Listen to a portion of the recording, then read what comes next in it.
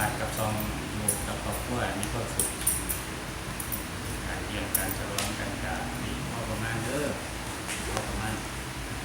กันแบบมีความสุขคือจังเขาบอกนะเมื่อวานผู้บ่เคยสมมาพ่อแม่ผู้บ่เคยขอขมาพ่อแม่นี่ช่วงเทศกาลสงกรานต์สี่กันเก็บดอกไม้เก็บกันนาเก็บน้ำหอม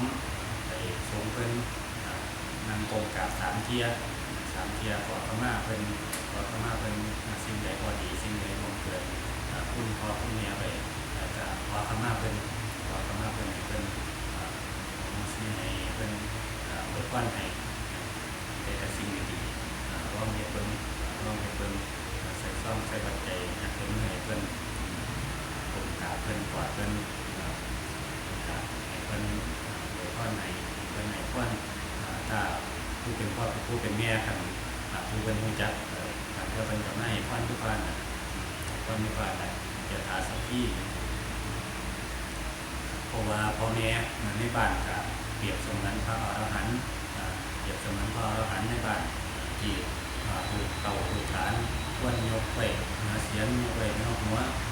ตามพระรูปบูชาเป็นย้ำแรงที่กับหาเขาหาน้ำใส่ผ้าเขายกย่อขึ้นถวายเพิ่นเป็นมือเพิ่นมีเงินมีความมีสิทธิ์ใส่เพิ่นได้ดีใจเพิ่นได้ปิติใจเกิดความสุขเกิดความอบอุ่นเพราะว่าผู้เฒ่านี่เพิ่นขาดโอกาสทั้งสิ้นล่ะ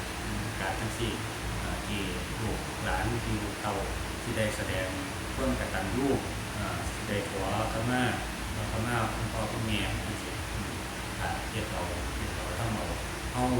รับประกันให้ได้ว่าคนปิติในจิตในใจผู้เป็นพ่อผู้เป็นแม่ผู้เป็นตาผู้เป็นยายเรารับประกันได้เลยว่าคนปิติสุขเกิดขึ้นกับจิตกับใจเป็น100%เลยล่ะบางคนอาจสิน้ำตาไหลไปบางคนอาจสิให้ในใจคือมันน้ำตาไหลเป็นความปิติเป็นความสุขเป็นน้ำตาที่บริสุทธิ์ที่เราบอกไว้ขอเป็นอาเสตนั่นก็คือความดีจากคุณพ่อคุณแม่ที่เขาต้องไปปลุกเสกที่เขาต้องไปยั่งทั้งสิ้นเป็นความดีความเมตตามานิยมที่บริสุทธิ์ที่สุดใน3 โลกนี้นั่นแหละที่พ่อแม่คนไทยความเย็บเบิ่งเอาทำเอากับครอบครัวไปด้วยมีความสุขโครงการนี้มีแต่ความสุขความเจริญเป็นอย่างตั้งอย่างใจเจริญรุ่งเรืองมีแต่ความสุขกายสุขใจ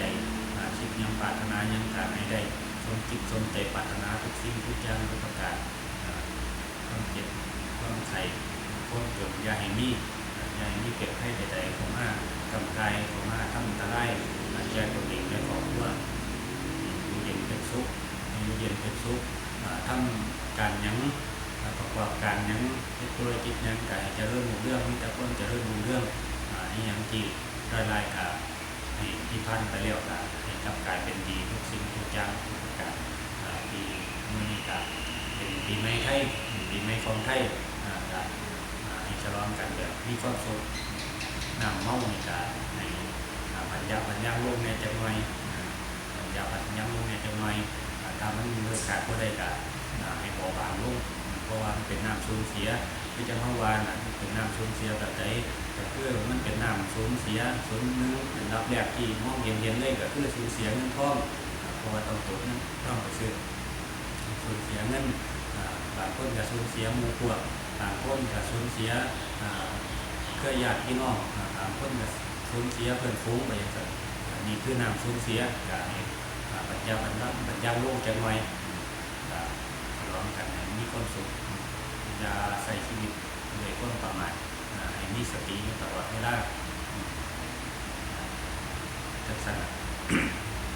ก็จะเข้าอ่านช่วงนี้ห้องกับวัฒนธรรมนี้ยังที่โบราณห้องกับว่าลูกเลี้ยงทำวัดสองวัดแรกอยู่พระจะกิจวัตรอยู่ที่ประจำตลอดห้องกับพระพี่น้องเขาห้องกับอยู่น้ำขาดน้ำเพี้ยนวัดน่ะดูน้ำถาด น้ำถาดน้ำกำแพงวัดในกดในอาทิในกดในถาดเงินพี่น้องผู้ใดตายเขาไม่ได้ออกเป็นพี่น้องเขามาสันนสิวาเลยน้องก็พาทำวัดยูนสิแหละทำวัดเจ้าเมตตาวัดหน้าคิดส่วนบุญส่วนกุศลให้เขาสิมาเฮ็ดบ่มาเฮ็ดอันนั้นก็เดียวของเขาแต่เข้าค่ายเฮ็ดอยู่สิอยู่ตลอดอยู่ตลอดทุกมื้อถ้าพี่น้องเขาเฮ็ดมื้อนี้คฤหัสถ์ญาติโยมเจ้ากำลังเขามาสงน้ำพระแน่สงน้ำพระแน่ไปสงน้ำกระดูกสงน้ำอาทิสงน้ำดูพี่น้องเขาการเที่ยงวัดการที่พากันดีใจอยู่นะว่าลูกหลานพ่อแม่ไปมาสงน้ำปีละเทียดีเยอะประเพณีไปตามขนองความทำประเพณีไปเฮ็ดไปสิ่งใดสบายใจไปเฮ็ดไปแต่จะให้อยู่ด้วยความบ่ประมาทอยู่ด้วยสติมีปัญญาพิจารณาในสิ่งต่างๆในสิ่งรอบกายเพื่อให้จิตนี่เพื่อให้ทางการร่างกายนี่มีแต่ความสุขความเจริญอยู่เรื่องมื้อนี้คือสิบ่มีหยังบ่หลายบอกว่าบ่มีหยังบ่หลายมื้อนี้ก็ซ้ำนี้ล่ะ